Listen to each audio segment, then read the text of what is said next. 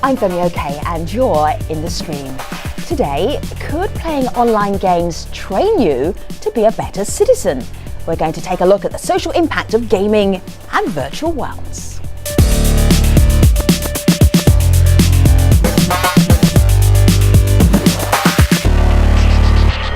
So our online community, they are so ready for this conversation, so excited. Malika Bilal, digital producer of the stream, what do you have? Well, one of the real world benefits that they're sharing with us that they get from games is to get those creative juices flowing. And that's seen here in a tweet from someone who calls himself Unseelie1. He also shared with us his blog. Now, this is his exploits through Minecraft. Minecraft is an open-ended game where you build, you construct, you gather resources, and it's all in this 3D world. He himself has grown a farm and is building a tree farm as well.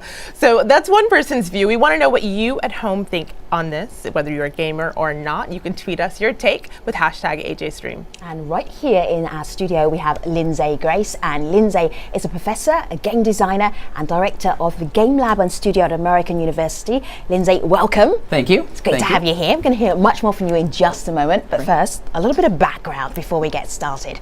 Now, millions of gamers spend hours immersing themselves in virtual online worlds, mainly for entertainment and an escape from reality. Now, whether you're a monster-slaying troll or mining bricks to build a digital utopia, could the positive skills learned in games actually translate to better behavior in the real world? Well, that's what game researchers are trying to find out. Now, contrary to the loner stereotype of video game players, many studies actually suggest that online role-playing games actually promote qualities including leadership, quick decision-making, and social skills. So, today, we wanted to discuss the potential games have for social impact and what lessons can the real world learn from virtual worlds. So to help us do that, we have Nick Yee. He researches gamer behavior and he also wrote about it in the book, The Proteus Paradox, How Online Games and Virtual Worlds Change Us and How They Don't. Dana Herrera is a gamer and associate professor of anthropology at St. Mary's College of California. And Chris Kluwe is a former American football player and a long-time gaming enthusiast. So it's great to have you all here on board, everybody. Chris, what is your virtual world of choice? Where do you spend more time when you're not in the real world? My virtual world of choice was World of Warcraft. I was actually in a top 3 U.S. rating guild for a couple of years, so I was pretty invested in it. But I found once I had kids, I have 2 daughters. I really needed to be able to spend more time with them than with the game. So I think finding that balance is a very important part of online gaming, as well as make sure you don't neglect the real world. Sure. Well, I'm looking here. Is it Loat Grimtusk? Who's Loat Grimtusk here? Loat Grimtusk. So that that's sorry, I don't speak fluent World of Warcraft or WoW. No worries. Yes. It's so that's actually a card from the WoW trading card game, and the great part about that, so that's based on my character. The great part about that card is that I do not have my own NFL trading card that is just me on it, but I do have my own World of Warcraft trading card. Nice. It's just me on it. All right, and a guild, just to get us into the lingo as we get into the virtual world deeper and deeper, is a what? You play in guilds, right?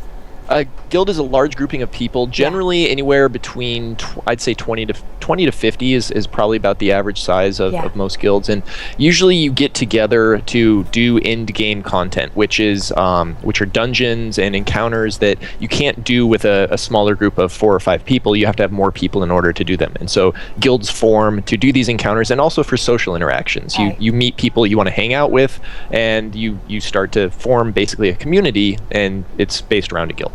Lindsay, what's your relationship with virtual worlds? So one of the things I tend to research actually is a lot of things around how we can take the experience in games and then translate it out into the real world. So a lot of the relationship that I have to online games is actually about these very small games that people play that change their perspective very quickly. So it might be 2 minutes of play, and the idea is to 2 minutes of play. Does anyone actually do 2 minutes of play?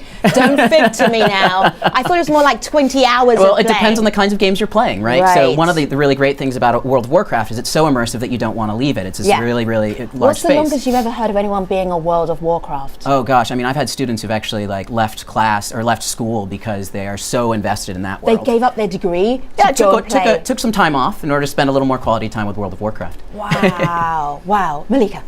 Well, you know, it's interesting, Lindsay. You mentioned changing perspectives, and that's something that one of our community members said is the benefit that she sees. So Nandi writes in on Facebook, gaming can be a great tool for understanding multiple perspectives and how they make sense in understanding the greater world. And Dana, on that note, we also got this tweet from someone who elaborates a little more. This is Sam Gias, and she says, if you play to improve in these games, they teach discipline. They enhance strategic thinking and attention to detail. Now, Dana, I know that you've been playing games for a very long time. Do you think that you have your strategic thinking has changed and has really developed? Oh, certainly. I think that having to play in World of Warcraft, for instance, where I have to make split-second decisions and my entire group is depending on me, certainly I've got to think 3, 4, 5, 6 steps ahead. But really, this idea of developing critical thinking and developing better strategies is kind of at the cornerstone of some of the classes I teach, where I use World of Warcraft and other virtual realities to really enhance how students are learning anthropology and, with my co-researcher, economics. Right. I'm going to take you to Texas A&M University. There's a chemistry professor there who uses Second Life, which is another virtual world, in her classes. I'm going to get her to introduce herself. Have a look at this. My name in Second Life is Julia Taraxabar. I teach chemistry at Texas A&M University. And let me guess, the students who are required to take your course find it rather annoying that they must complete a component in Second Life, right? No, as a matter of fact, our current study clearly indicates that students using Second Life in the laboratory not only enjoy class much more than the real-world control group, the Second Life learners seem to have better retention as well. Wow. Okay. So that is a university class at A&M Texas where the professor is saying actually the students want to stay around, they want to do more chemistry. Where was this when I was at school? But for you, Nick, in terms of actual hard data, what is it telling us about the time that we spend in virtual worlds and how that's impacting us? I think it says a lot of things. I think the most fascinating thing about the research in virtual worlds are those that look at how they overlap, that they're not just escapist fantasies, and there's a lot of transfer and the boundaries very porous. So for example, 80% of these online gamers regularly play the game with their friends, their family members, romantic partners, someone they know in the real world. So for them, the game is part of that relationship management.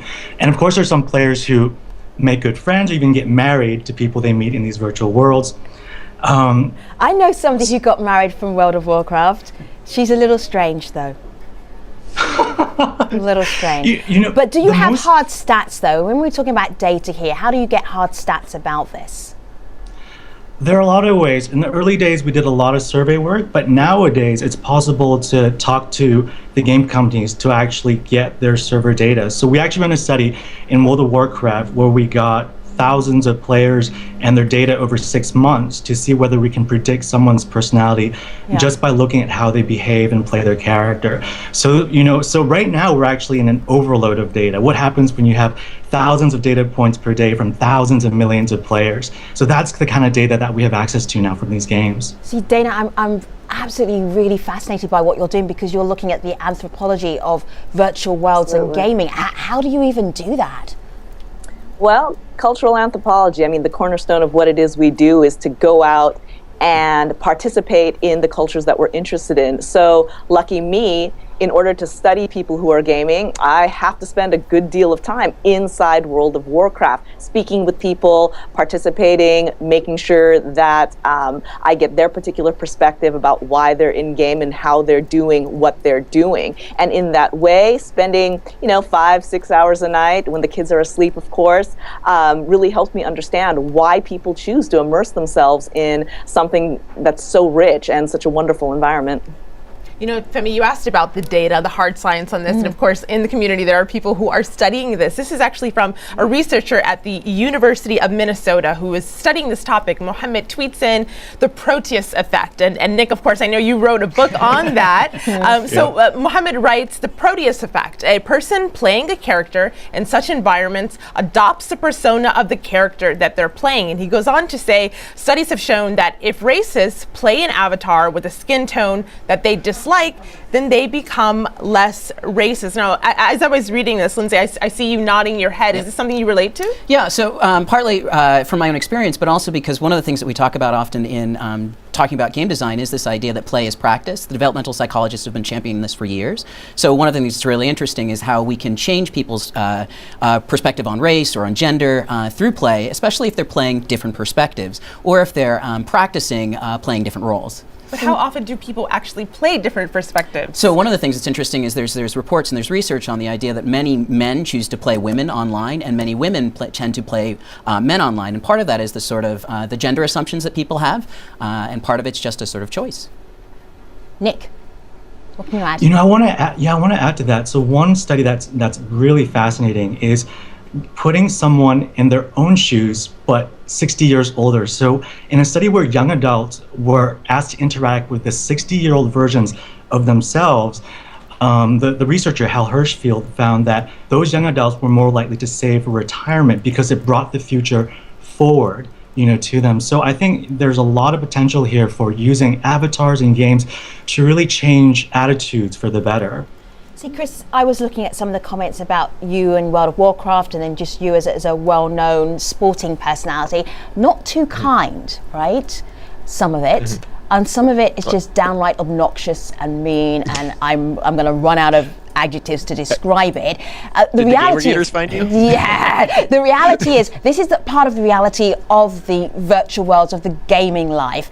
I don't want us not to actually just look at that head on. So isn't that a downside? Because we're talking about how positive it can be and all the great social interaction we can have, and then there's misogyny. So well, basically, interactions in games are pretty much the same as interactions in real life in that they are social interactions between human beings. Now, the thing that games have that can lead to really horrible outcomes is that there is an element of anonymity where you don't necessarily have to have your name or face associated with the things that you do.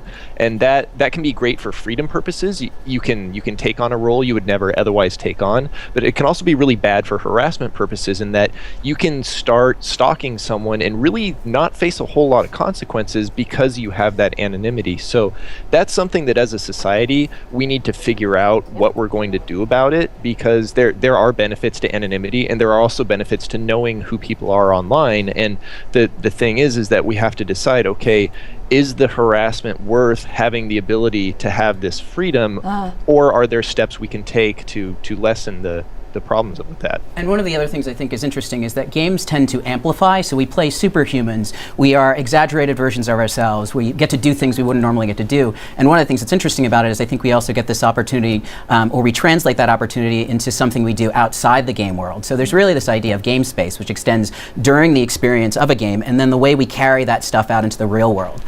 See, this could be the good thing, but also could be the bad thing. I always go for the good thing. Can't help myself. Right. And if I can interject, one of the things that I think is really exciting about the idea of stuff like virtual reality and people wearing cameras at all time and essentially being able to record their own perspective is that you can use that ability to put someone in someone else's shoes. It's almost like being in a virtual reality game, only now you're seeing the world from someone else's perspective. And so I think that if we can use that to foster a sense of empathy in people, much like you see in those studies where people who are playing a different colored skin tone tend to be less racist, then hopefully we can use that as one of the really good things about games versus just having it be about entertainment or harassment. Chris, do you think it's because if a character decides that they're going to play a ethnic character or a black character, and then other characters in that game are racist towards them, they suddenly realize, oh, this is what it's like? Is it because the rest of the virtual world behaves as normal and then you're getting into literally somebody else's skin? Is that how that works? Yeah, I think that's part of it, because a lot of people play games to escape, to pick something different, but there are also a large number of people who play games more as an exploration of what they would like to be or who they are in real life. And so you tend to see behaviors that they do in real life translating over to this game. So if you have people who are racist in real life and that translates over into the game, then other people who may not normally deal with that racism on a day-to-day basis because they happen to be a different color skin tone, but now they have to deal with it in the game, well, all of a sudden they're getting that first-hand experience, and that is a very powerful learning tool because it's nothing they've ever experienced before. Sure. You know, and Nick, it actually happens. Yeah, it actually happens a lot to the men who gender bend and who experience sexual harassment for the first time ever in their lives. And so I have a lot of respondents in my surveys that say, "Wow, I didn't know that men could be so crude. I didn't know what it felt like to be hit on." Yes, they did. They're men. They fibbed on that survey. Of course they know.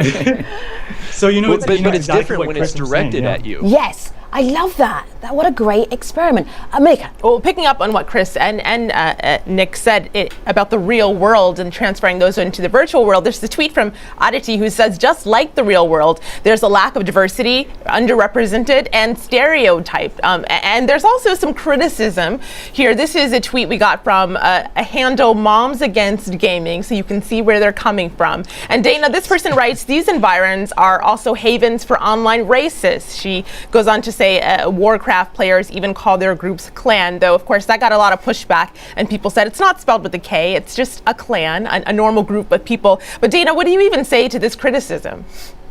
Well, I would say that as a cultural anthropologist, that we as players bring in our norms and our values from the world around us into the game. And these games are the result of developers' imaginations, but we are also playing in that particular sandbox. And when we behave in this particular way, it's because, you know, our society says it's all right to use that particular term. It's okay to behave in this particular way. And I think, again, that we as a group have to come together and figure out, no, that's not all right. It's not okay to use those particular to maintain those particular norms and values. We have to push back in the virtual world, in the real world, if we want to end this type of misogyny and this type of racism. Let me bring into the conversation something that we found here called Virtual Health Adventures. And it's part of a university study with amputees, and they put the amputees into a virtual world called Second Life. And this is what they found when the amputees were in Second Life. Have a look at this. One of the videos illustrates someone putting their wheelchair in the car. They'll be able to stand up and their avatar will put their wheelchair in the car just like they see in the video. The more the avatar resembles the person, the better the translation is. It feels like you're really there. And it's not our imagination. We know that individuals with balance challenges who can walk in Second Life can walk better in real life.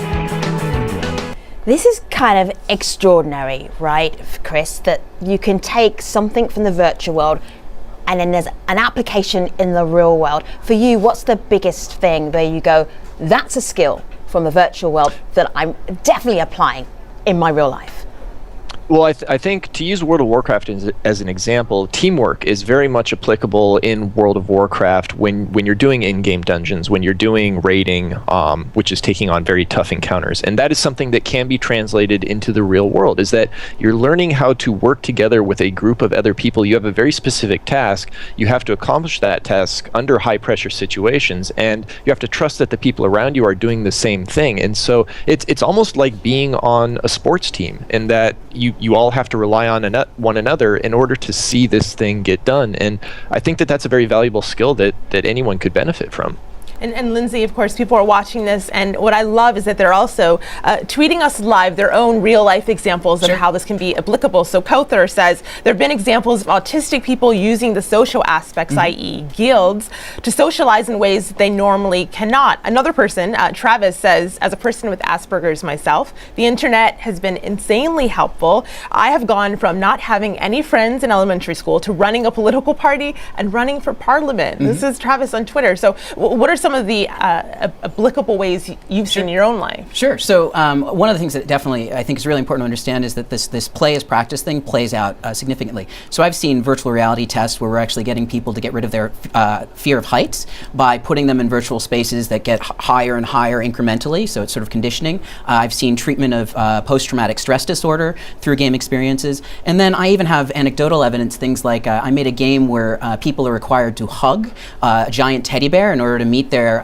objectives in the game. And so people have said, this sort of makes me more comfortable with affection and makes me more comfortable with using that as a method for resolution. So there's a lot of and growing stacks of evidence that this approach really does work. And it's about the fact that play is really good as a laboratory, as a place to explore, which is I think part of the reason that people who may not feel like leaders start to become leaders in World of Warcraft or start to become more team-oriented because they can play with the borders and start to really understand what it means to lead in a way that doesn't cost them nearly as much as reality does. If they screw up in reality, they feel like they carry it with them. You screw up in World of Warcraft, there's sort of a reset button. I'm looking at big hugging and affection game right now. Hug to start. How does this even work? Is this one of these 2-minute things? Yeah. So very simply what happens is I'm asking people to play a game that's very much like Super Mario Brothers, which is a very common mechanic. It's called a platformer. And instead of using a game controller, they use a giant teddy bear. And you hug the 32-inch teddy bear against your chest. And every time there's an obstacle in the world, you give them a big hug. So the idea is resolving your conflicts and the obstacles in life with a hug instead of with eliminating it, shooting it, or whatever. See, this is the weirdest virtual world I've ever heard of for the entire show. I've got many more weird ones, trust me. Okay, so how will that help us? Other than it's always lovely to get a hug. Sure.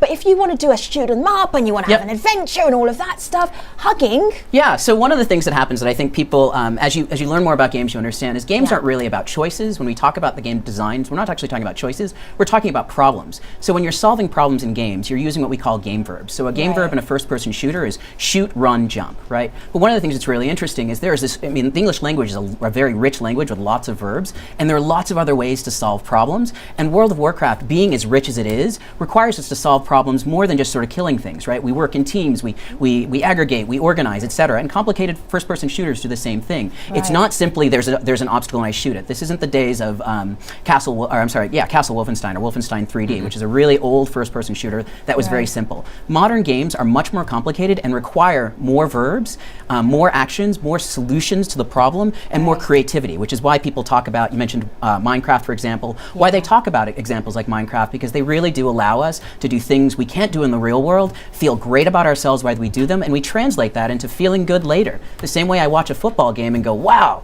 I just feel great, right? It's just sort of like the opportunity to do things. I usually feel the opposite when I watch a football game, particularly when England are playing.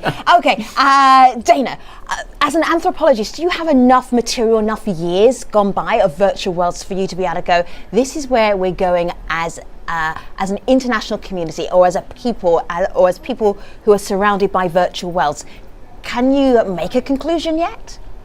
You know, I hesitate to make a conclusion only because when we're talking about access to virtual worlds, recent studies say about 1 billion people are connected to the internet. Well, how many people really have access to virtual worlds? At its height, World of Warcraft had 12 million people playing it. Now it's down to about 8 million.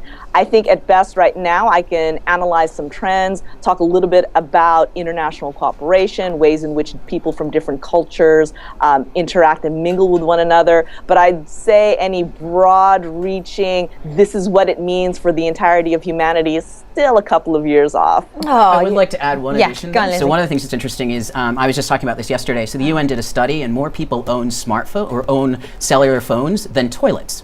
So the idea of sort of getting gaming out into the world is really facilitated by this mobile phone access. Right, okay. Well, and actually, if I could add something to that as well, the fact of the matter is that we are an information sharing species. So anything that allows us to share information more readily, people are going to adopt because it gives them an advantage in their everyday life, which is why you've seen gaming go from something that was just a niche basement subculture to now everyone is doing it. Everyone has a computer. Well, not everyone, but it's seen as almost as a requirement to have a cell phone, to have a computer, and so games come along with that. And as that continues to progress, you're going to see these virtual environments grow and grow and grow and become more commonplace. And right now we're in that transition period where people can remember a day when they didn't have a cell phone, when it was just a landline. But in the future, our kids won't know what a landline really is. I don't think kids know what a landline is. All right, Chris Kluwe, Dana Herrera, Nick Yee, Lindsay Grace, they are our guests for this program. We are taking them to stream.aljazeera.com, an online world, not a virtual world. We look forward to seeing you there if you can make it. Now let me tell you about our next show. We will be discussing the billion-dollar yoga industry with the author and spiritual leader Deepak Chopra. Can you believe there's a huge debate to be had? I will tell you about that on the next show. See you then. Thanks for watching.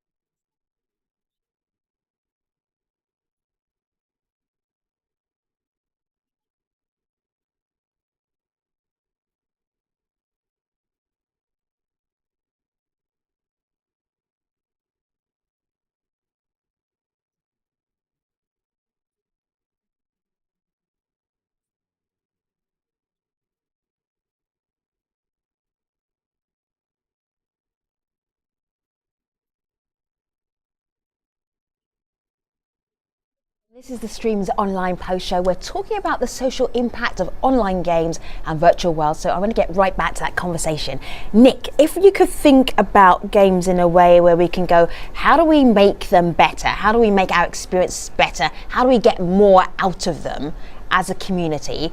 What direction do you think they should be going? You know, I'm going to say something that may come across as sounding odd, but I think one big assumption that people have when we create virtual worlds nowadays is that every player must have one human body. And it's odd because once you have the human body, then you have to get dressed and you have to look good. And then gender and ethnicity, all these things come along, and then social norms come into play. You know, so one thing I want to push back on is, what if we didn't need to have a human body? What if the virtual world were a human body and we were the white blood cells in the body, and we could imagine a game going that way? Or what if we diminished the visual importance of the avatar, such as in Minecraft, where you still get, it's very blocky, but there's no incessant need to dress up your avatar or to look good or to have good hair. You know, so different directions of playing around with not having a one-to-one human body. But do you think the reason we need a human body is because we like to visualize that, and there has to be some connection for us? You think that we're not evolved enough to play as a blob? Like if you played as a blob, how could you say, hey, you look good as a blob? You can't say that. That whole human interaction is just gone. I think what's interesting is that virtual worlds presumably let us become anything and do anything we want, but we seem so content with being in our flesh bodies. And I want to say, what if we could push beyond that? Could we imagine new forms of work, play, and social interaction? And I think that's the fascinating space for me as a social scientist. And we've talked about it before in my space as well. There's also this fact that we keep exhibiting the same attributes that we see in the real world. So it's physics bound instead of the reality is we're building these digital spaces. We can do whatever we want with them. And the other thing I'd mention is the fact that we have played as blobs, because we've played as cars, we've played as dolphins, we've played as strange dragons in games before. We don't afford ourselves as many opportunities as we actually could. Well, and I think a lot of that has to do with the fact that we are in that transitional period where we're still discovering what games can do and how people can relate to them. And as we have kids grow up who are interested in designing games, who look at what's been done and say, you know what, I want to do something different. I want to do something that is completely different. Then we'll start seeing more stuff like that where, you know, you're not playing as a human. Maybe you're playing as a floating tentacle being because no one's ever played as a floating tentacle being. And we're seeing that development, that change, right? So we're seeing more independent games. I think actually I read your article about this, and it's really true. We're seeing people who have grown up on games starting to make very different games because it's almost like wine. It's sort of like once you've had a couple of glasses of wine, your palate starts to change, and you say, well, I want something else. I want something new. And so folks who've been playing games for 20 plus years are asking for just that. Right. And let's be more vocal about it. Let's support our developers that are attempting to develop those non-human bodies, the different types of aliens, the different personas that we can adopt, because I think that there is a fear that for some reason these games aren't going to be marketable, they're not going to appeal to a wide variety of people. But let's give people a chance. Let's give the gamers a chance. Let's give the audiences a chance to embrace these different types of forms. And so let's be vocal about our support for the developers, the independent companies, the people on Kickstarter who are attempting to make this happen. Yeah, and I think a lot of that has to do with the fact that the gaming industry has almost been in a childlike state for the past 25, 30 years, in that you didn't really feel comfortable spreading your wings because it was a small industry. It's like, okay, we know this works, so we're going to do this more of that. We're going to make sequels, kind of like Hollywood, where you very rarely see a new Hollywood idea. Whereas games now have gotten to the point that there are tools that make them easy enough to make that anyone can use, that now we can spread our wings. We are growing up as both gamers and developers, and that we can now try these new ideas and feel comfortable in doing so because we know that the space is big enough to accommodate them. Well, and Dana, and looking towards the future of gaming, I wanted to share this tweet from Bemsa, who says, Minecraft, he uses the example of the first game that we talked about when we started this show, Minecraft teaches kids to make plans, save, have a good sense of economics. It also teaches basic architecture. So Dana, I'm wondering, in your estimation, do you see a future when you can merge that virtual reality into the classroom so that kids are learning these skills in that virtual world, but they're also doing it in a classroom setting? We've already done it. My co-researcher and I have held a couple of classes, for example, where he is an economist. We go into World of Warcraft. They have an auction house where players can buy and sell virtual goods for gold, and he teaches students how to become better economists by using those particular goods. He teaches them about supply and demand, market shock, etc. And it's worked so well that we've had a couple of students come back to us and say, you know, I started buying, selling goods in other games. I got really good at it, and now I'm going into the stock market. Wow. Okay, so technology, Lindsay, what do we have to look forward to? What are we seeing right now that is impressing you? Sure. So I think one of the things that's sort of salient to the conversation is this idea that what we're living in is a far more virtual world than it was a decade ago. And so a lot of these practices that we're doing are really quite applicable. That the difference between gold farming and running some financial instruments in the real world aren't really that far. So gold farming is a sort of practice for making money in the real world in virtual spaces. A lot of people are excited about virtual reality. I actually started in virtual reality about a decade ago. I think it's got a lot of iterations. I think one of the really cool spaces in technology is honestly augmented reality. So combining, extending our current reality with information, with overlays, with content from a virtual world. So what does that actually mean? Sure. So a simple example might be that upon meeting you, I pull out my cell phone and can sort of get vital statistics on you that will help me talk to you, right? That's the sort of the darker side of it. That's weird, though. Why is that good? That's not good. So what about whether now I'm walking through a neighborhood in Washington, D.C., and I'm interested in real estate opportunities, or I'm interested in finding out when the next apartment is available, right? Like really simply, I can just pick out my cell phone, and this is an old technology that's been available, and I can say, great, look, it looks like in 3 months I may be able to rent that unit, and I really like this neighborhood, so I get that. One of the reasons I think that's really important technology is in some ways it democratizes the world. So it gives everyone access to information that they may not have had. So when we talk about the industry as being a fairly a closed circuit at one point where people weren't able to pop in, one of the things that this does, it says everybody gets access to the same information. Sure. As long as they have the technology. Right, and one of the things augmented reality really will do is it presents the idea of the internet almost as a collective brain for humanity, and that you can access that as a memory, just like any other sense that you would use in your own body. So say if I'm really bad at remembering names and I have some augmented reality glasses on and I meet someone, it will tell me their name, our last conversation, and what we found interesting that we talked about. Oh, see, now that is useful. That is very useful. Does that exist? So imagine right now, parties now where you don't have to worry about remembering people's names. Great. But then doesn't that make us a little bit lazier though? So then we don't even try to remember people's names, or is that just a moot point? Well, so again, with any technology, there's upsides and downsides. It can make us lazier if we solely rely on it and don't do anything with that, or it can make us more productive in that now the time we had to spend with rote memorization or consulting manuals or trying to remember technical data is right there, and we can focus on what we use that information for. We can focus on the why instead of the what. Sure. Right. Anthropologists tend to look back, but if you looked forward, Dana, what would you see? What do you think might happen in the virtual world realm? Well, again, I hesitate to make these sharp distinctions. It's the post show. We can do it. We can do whatever we like in the post show. There's no hesitancy in that post show. We're online. I hesitate only to make the sharp distinction between virtual worlds and the real world. Yeah. I think that as we go on towards these augmented realities, whether it's with Google Glass that helps bring the information to our eyeballs, or it's some sort of specialized high-tech room where we completely immerse our physical bodies in these virtual realities, I don't think that will somehow absolve us from our very basic responsibility towards things like human decency, etc. I think Chris said it the best, that technology is what we are going to end up making of it. And if we want the best experiences out of virtual realities, we have to make sure that our cultures, our beliefs, our values, they are geared more towards positive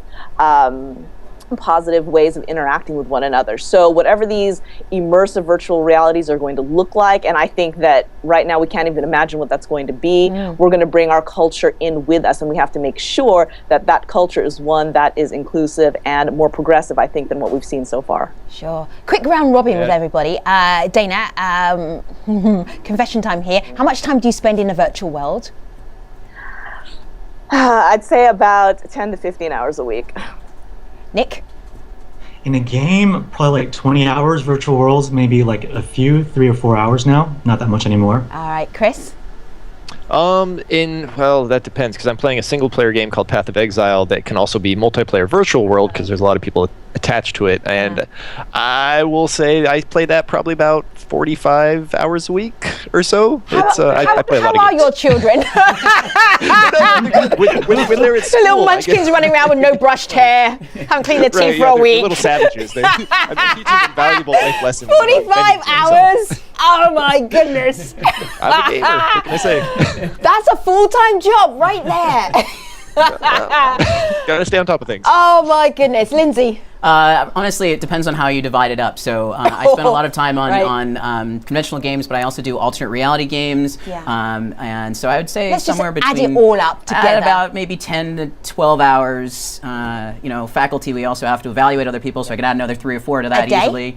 No, a week. A week. Yeah. I have to do things like this. I have a question. Would you consider online media, so say like Twitter and Facebook and Reddit, would you consider that a virtual world? Because that's pretty much a virtual world, right? It's people you're not necessarily meeting in real life, but you're forming these social interactions. Okay, in that case, I've beaten all of you, right? I spend way too much time doing that. I am glad you spend those hours doing virtual world play and research and investigation, because that made you fantastic guests today. So thank you so much to Lindsay Grace, Nick Yee, Dana Herrera, Chris Kluwe. Thank you so much indeed. Our online community are saying what? Well, I'll give them the last word, because not everyone will be convinced, even after this great show. Julie on Twitter says, games can definitely help expand imagination, but there's a natural beauty lost by putting screens between human interaction. And she uses hashtag dystopia. And then on the other hand, we got this tweet from Bashar, who says, seeing my brother play World of Warcraft makes me happy because I see him fit with people that he likes and work together. All right. We could start a whole new conversation, but we are not going to. Thank you very much to everybody who took part in this one. Let me tell you about the next show. We are going to be discussing the billion-dollar yoga industry with the author and spiritual leader Deepak Chopra. We're going to be debating yoga. How do you do that? I'll see you next time. I will tell you then. Thanks for watching.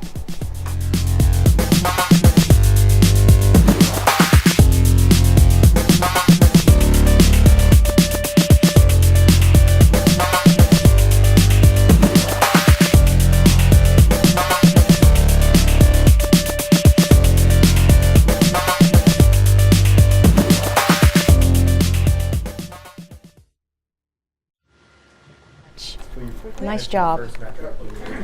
Yes.